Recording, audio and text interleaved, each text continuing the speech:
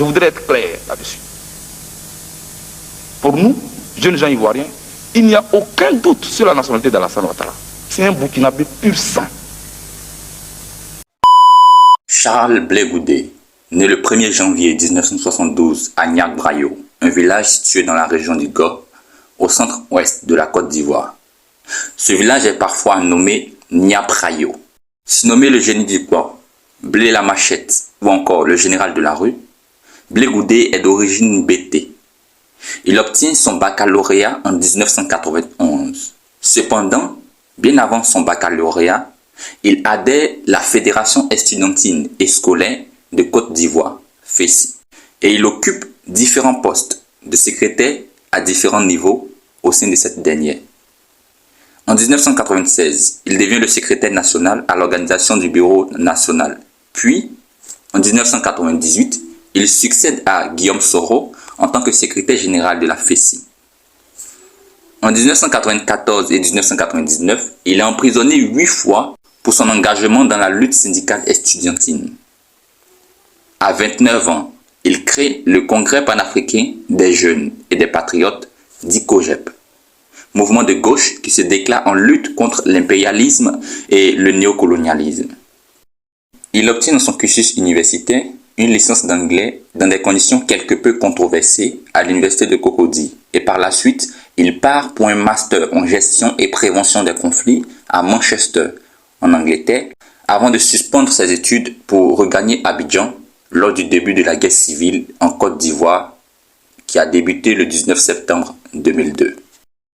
Cette même année de 2002, il fonde l'Alliance des jeunes patriotes pour le sursaut national qui organise plusieurs manifestations, dont certains pacifiques et d'autres quelque peu violentes, afin de pousser les forces armées non ivoiriennes au départ, ainsi donc à l'indépendance économique de la Côte d'Ivoire. D'une manière plus générale, ce mouvement couramment appelé simplement Jeunes Patriotes apporte son soutien au président Laurent Gbagbo qui lui également allait dans cette vision. Ce mouvement a donc joué un rôle important et parfois ambigu durant toute la durée de cette crise.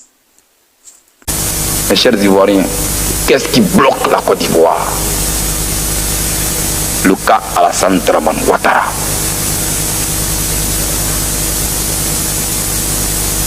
Voici les deux bouts de phrases qui ont divisé la Côte d'Ivoire. Et ce que les gens semblent ignorer. On ne veut pas que je sois candidat parce que je suis du Nord.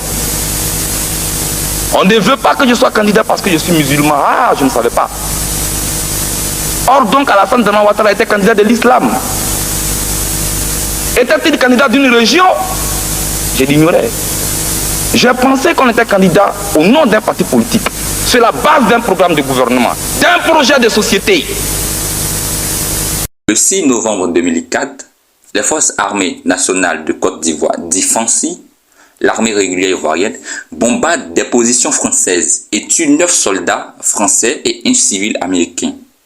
Un meurtre qui, jusqu'au jour d'aujourd'hui, est source de débat car aucune preuve tangible n'a été montrée pour prouver la mort de ces soldats comme le souhaitait à l'époque le gouvernement en place. Le minimum d'intelligence, le minimum, veut qu'on ne tire pas ni sur les soldats français, ni sur les soldats de l'ONUCI.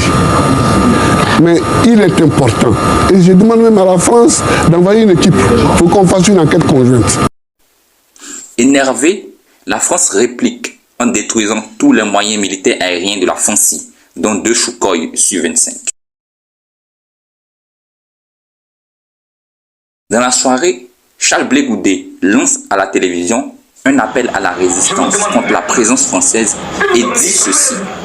Si vous êtes en train de manger, arrêtez de manger. Levez-vous maintenant. Allez libérer l'aéroport de Côte d'Ivoire. Une question se pose à nous maintenant au stade où nous sommes. Mourir dans la honte ou mourir dans la dignité? Êtes-vous prêt à mourir dans la honte ou dans la dignité, camarades? La dignité! Vous avez bien dit dans la dignité! Tous à l'aéroport, tous au 43e dimanche. Ne commettez plus, laissez les bus, tous dans les rues. J'appelle dès maintenant à une résistance populaire pour libérer la Côte d'Ivoire. La Côte d'Ivoire n'est pas un quartier de Paris. Je vous remercie. Que Dieu bénisse la Côte d'Ivoire. Nous avons le destin de la Côte d'Ivoire. Condamné par l'ONU le 7 février 2006, il est interdit de voyager et ses avoirs sont gelés car accusé de déclarations publiques répétées préconisant la violence contre les installations et le personnel des Nations Unies et contre les étrangers, et plein d'autres. C'est ainsi que, à la suite de l'élection présidentielle controversée de 2010, Blé Goudé est nommé ministre de la Jeunesse, de la formation professionnelle et de l'emploi dans le gouvernement du Premier ministre Gilbert Marie Ngbo Aké. Lui également nommé par Laurent Gbagbo, mais non reconnu par l'opposition et par la communauté internationale. Alors, dans les contestations, s'ensuit une guerre civile qui voit par la suite la déroute des forces pro-Gbagbo après la reprise des combats dès mars 2011. L'approche des forces pro-Ouattara vers Abidjan incite Blé Goudé à prendre la fuite vers le Ghana le 12 mars 2011. Cependant, il est arrêté par des gendarmes à Aboasso. Il est prié par ces derniers de retourner vers la capitale économique afin de poursuivre son combat. Quelques jours après le 21 mars, il mobilise une foule de jeunes Ivoiriens venus s'enrôler dans les forces pro-Gbagbo. Alors on l'a vu dans le reportage tout à l'heure, plus de 20 000 personnes, des jeunes, des moins jeunes, des femmes. On peut dire que votre appel a été suivi, satisfait? Oui, madame. Il organise ensuite une grande manifestation de soutien au président Gbagbo près du palais présidentiel dans la soirée du 26 mars. Le président français se croit obligé de jouer des donneurs de leçons. Dites-lui que nos grands-parents ont été ses enfants, mais nous là, nous ne sommes pas ses enfants. Avec un campement sur place dans la nuit suivante, qui rassemble entre 200 000 et 500 000 participants. Après l'assaut des forces armées d'Alassane Ouattara, le 11 avril 2011, contre le palais présidentiel d'Abidjan, tenu par Laurent Gbagbo et ses partisans, Charles Blé Goudé part en exil. Sous le coup d'un mandat d'arrêt international, il est arrêté le 17 janvier 2013 à Accra, détenu par la police ghanéenne, puis extradé vers la Côte d'Ivoire le lendemain. C'est ainsi que le 1er octobre, la Cour pénale internationale annonce avoir émis un mandat d'arrêt à son encontre le 21 décembre 2011. Blé Goudé y est visé pour des crimes contre l'humanité commis entre 2010 et 2011. Le 20 mars 2014, le Conseil des ministres de Côte d'Ivoire accepte de remettre Blé Goudé à la CPI. Il est donc transféré le 22 mars 2014. Il est le troisième ressortissant ivoirien après Laurent Gbagbo et son épouse Simone à être poursuivi par cette juridiction pour des violences meurtrières de fin 2010 et début 2011. Son procès conjoint avec celui de Laurent Gbagbo s'ouvre à La Haye le 28 janvier 2016. Sa durée est estimée à 3 ans minimum. Le 23 juillet 2018, la défense de Charles Blé Goudé dépose une demande de non-lieu. Son co-accusé Laurent Gbagbo fait de même. Ainsi, le 15 janvier 2019, Charles Blé Goudé est acquitté par la Cour pénale internationale. Le lendemain, la CPI suspend sa remise en liberté après un nouvel appel déposé par le procureur. Celui-ci doit être examiné sur le fond par la chambre d'appel. Le 1er février 2019, il est alors libéré sous condition et est contraint de rester aux Pays-Bas. Le 18 décembre 2019, le procès de Blé Goudé pour des actes de torture, homicide volontaire et viol commis pendant les années 2010 et 2011 se tient devant le tribunal criminel d'Abidjan. Les avocats de Blé Goudé déposent un pourvoi en cassation car Blé Goudé, bloqué aux Pays-Bas en raison de sa liberté conditionnelle, ne peut se défendre en Côte d'Ivoire. Le procès est alors reporté. Mais le procès a toutefois lieu en décembre sans la présence des avocats de Blé Goudé et le 30 décembre, Blé Goudé est condamné à 20 ans de prison, 10 ans de privation de ses droits civiques et 200 millions de francs CFA de dommages et intérêts. Un mandat d'arrêt est délivré contre lui. Le 6 février 2020, s'ouvre le procès en appel devant la CPI pour une levée partielle des termes de la liberté conditionnelle de Blé Goudé. En mai suivant, la CPI lève plusieurs contraintes de la liberté conditionnelle de Blé Goudé, en particulier celui qui lui permet de récupérer son passeport et la possibilité de sortir de sa commune de résidence. Néanmoins, Blé Goudé doit demander et obtenir l'accord des pays dans lesquels il souhaite se rendre. C'est ainsi que, le 31 mars 2021, la Chambre d'appel de la Cour pénale internationale rejette les requêtes de la Chambre d'accusation. L'acquittement de Charles Blé Goudé et Laurent Gbagbo est ainsi confirmé. Les conditions de sa liberté conditionnelle sont aussi révoquées. Blé Goudé saisit l'institution et demande alors réparation pour les 8 années passées en prison ou en liberté conditionnelle.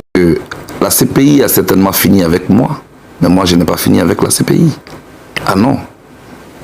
Plus de 7 années de ma vie m'ont été bouffées. C'est difficile. Et puis à la fin, je suis innocent. J'ai saisi donc mon équipe de défense. Et je peux vous dire en ce moment que la semaine dernière, j'ai saisi la présidente de la CPI pour introduire une requête en réparation qui a été introduite et qui pense que j'ai jusqu'au mois d'août pour en finir. D'autre part, Blé Goudé ne peut rentrer en Côte d'Ivoire car les autorités ivoiriennes refusent de lui délivrer un passeport. Après discussion, négociation entre Blé Goudé et le chef de cabinet du président Ouattara, la Côte d'Ivoire lui délivre un passeport le 30 mai 2022. En octobre 2022, Alassane Ouattara donne son accord pour le retour de Blé Goudé en Côte d'Ivoire. Il rentre donc le 26 novembre 2022. Fin décembre 2022, il fait une demande d'inscription sur les listes électorales. Cette demande est refusée en décembre par la commission électorale indépendante car il a été condamné en 2019 ici en Côte d'Ivoire. Nonobstant cela, il est aujourd'hui dans une quête du pouvoir et désire avec conviction se présenter aux élections 2025 qui se dérouleront dans les années à venir.